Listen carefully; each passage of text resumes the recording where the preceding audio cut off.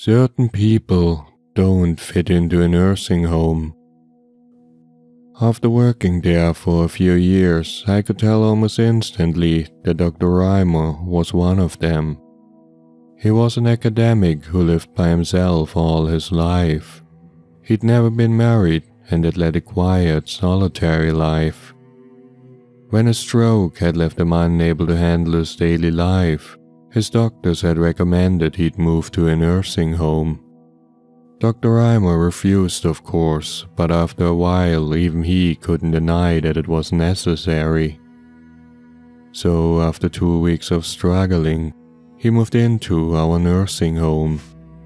When I got to know Dr. Reimer and assisted him in his move, I learned what a stern and bitter old man he was. He yelled at me countless times I didn't want to be touched. Worst of all, he always reminded me that he might be old but not helpless. One thing I remember most is how he scoffed at a cross hanging in the entry hall. We're not the Christian institution, but we found that many of our residents took comfort in religion. The ones who didn't mostly ignored the cross. Not so Dr. Reimer. The old man called it humbug and went on a tirade about religion for the next 10 minutes. It was all just a waste of time and only there to give hope to the stupid. He'd never fall for a fraud like that. I was honestly quite happy when I was done with him. After I'd moved his belongings to his room, head nurse Claudia took over. She introduced the old man to the staff of the nursing home and walked him through the rest of the ward. Once the old man had settled in, he tried his hardest to keep up with his usual isolated lifestyle. The people responsible for his part of the ward said he was spending all of his time in his room reading. I later learned that Dr. Reimer once tried to socialize with the other residents. There was one problem though. Dr. Reimer was not only a stern bit old man, but also an arrogant one. His whole life he'd studied and worked in the field of biology. For years he'd lectured at a local university, wrote some books and published dozens of papers. When he talked to the other residents though, he found out that they were all non-academics. They were happily talking about day-to-day things, about families or their lives. None of them were much interested in biology or had any idea about the things the old man spent his time with. Of course, Dr. Reimer made a big fuss, called them all plebeians and idiots and stormed back into his room. When I heard this, I couldn't help but pity the old man. Sure, he seemed to be a terrible person, but he was most likely here for the rest of his life. I could at least try to make his stay a bit more comfortable. At the time I wasn't working in a ward of the nursing home though, so I decided to pay the old man a visit once my shift was over. As I'd expected, he was reluctant to interact with me. He told me to get out of his room and leave him alone. Once I feigned interest in biology though, and through a few terms I'd looked up at him, he opened up to me. From that point onward, I'd pay the old man a visit every other week. That's how I learned about the man who came to visit him as of recently. He told me he had no idea who the man was, but that he showed up all the time. Apparently, the man pretended to be a relative of Dr. Reimer's. "Damn well know that he's no relative of mine," he said with anger in his voice. "Don't have any relatives no more." But then I started, but the old man cut me off. "I don't want him here. There's something wrong with him. Comes in at the strangest times." "Did you try to talk to the other staff?" "I'm sure they—" "Don't you think I tried? Those dimwits, they just nod and say a few nice words and forget as soon as they are out of the room. Pah!" After that, I told the old man that I'd make sure to have a look at visitations. I'd make sure to not let this ominous visitor back in. I hate to admit it, but I didn't follow through on my promise. We were quite understaffed at the time. I worked overtime almost every day, and whenever I had a free day, I could be sure I'd be called in to help out. So when I came in the next morning, I'd already forgotten about the old man's problem. For the next couple of weeks, things got even more chaotic. I didn't get to interact with the old man at all. It was by sheer accident that I passed by his room one day and decided to talk with him for a bit. "Said no one was supposed to enter," he cursed at me from behind his book. "Oh, it's me, Dr. Reimer. How are you doing?" The old man put his book aside. He never smiled at me, but he gave me an approving nod and told me to take a seat. The inflammation in his stomach was getting better these days. In general, he said he was doing quite alright. "At least as alright as one can do in a place like this." I smiled a bit at his last remark. Still the same as always, I thought.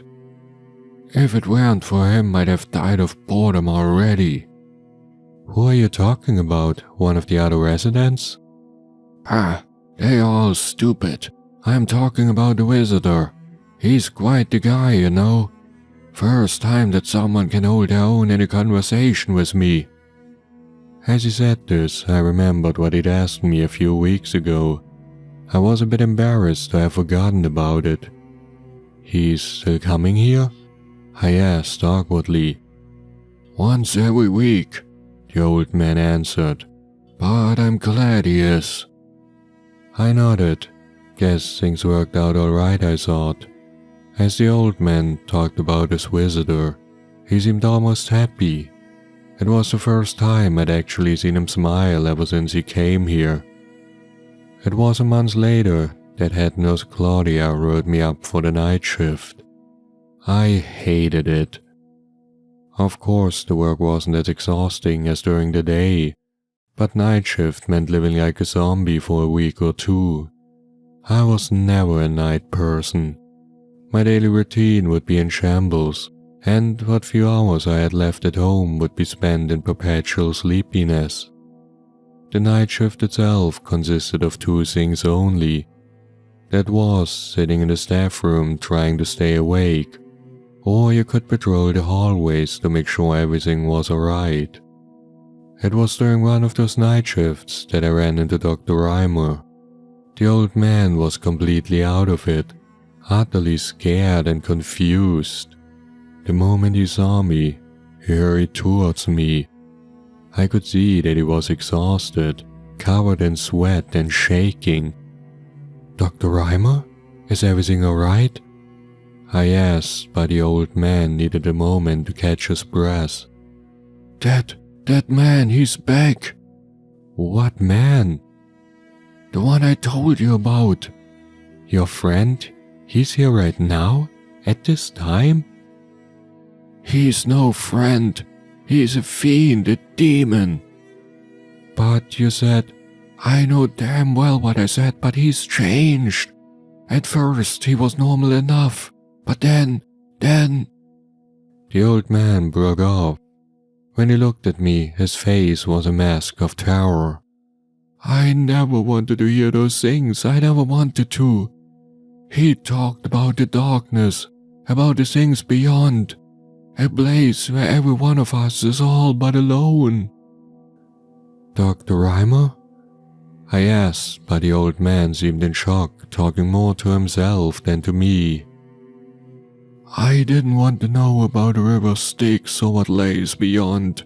Oh God, why did he have to tell me about hell's horrible capital this? Why about Beelzebub's seed at Pandemonium?" "Dr. Reimer, those are just stories, there's nothing to them," I said to calm him down. "But I saw it. As he was telling me those horrible things, I could see them myself. I could. Now, Dr. Reimer, you have to calm down."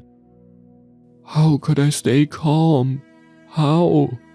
After I've seen these blazing fields, the ashen air and the face of all those. Come on now, Dr. Reimer.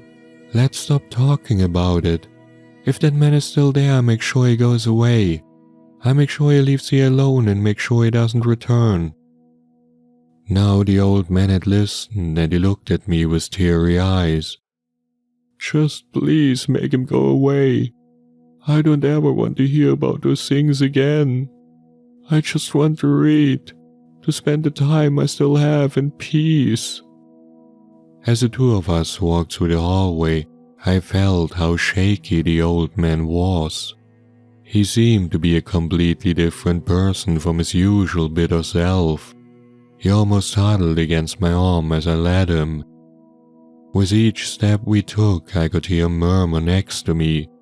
He spoke of Abaddon, of the pit, of Lucifuge Rofocall, and Sargatanas. A few times I winced as he pressed my arm so hard that I felt his nails stick into my skin.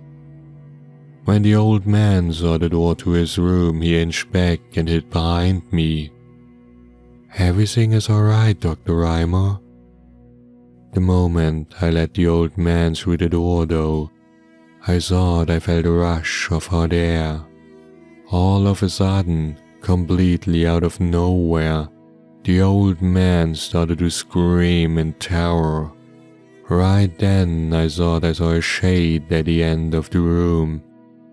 I hit the light switch and as a lamp flooded the room I saw we were alone. When I turned to Dr. Reimer, I saw that his eyes were wide open and he was clutching his chest with both hands. Then he fell to the floor. In an instant I pressed the pager to notify the rest of staff. I knew it was too late even before the doctors arrived. The old man had suffered from a fatal heart attack. When I went home after that night, I didn't catch any sleep. I was too confused about what had happened. Had that man really been there that night? I went to work much earlier that day. I went straight to head nurse Claudia to ask her about the mysterious visitor. What she told me, though, confused me even more. As far as she could tell, there never was any visitor. She told me the old man had come to her a few times, demanding to not let this man revisit him. She didn't know what he was talking about, though. No one ever came to visit Dr. Reimer. To make sure, she opened up the visitation list once again. We went over it together, and she was right. There was no entry for Dr. Reimer since he had started staying with us. I asked her if it was possible for the man to have simply walked in. She said once, sure, but not every week. Someone would have noticed him eventually. After that, I talked to the rest of the staff. They told me the exact same thing. No one ever saw anyone visiting Dr. Reimer. There was one nurse, though, who told me something that made my skin crawl. A few times she'd heard Dr. Reimer talk in his room. It had surprised her, and she'd wondered who the old man could be talking to. When she peered inside, though, the old man had been all by himself.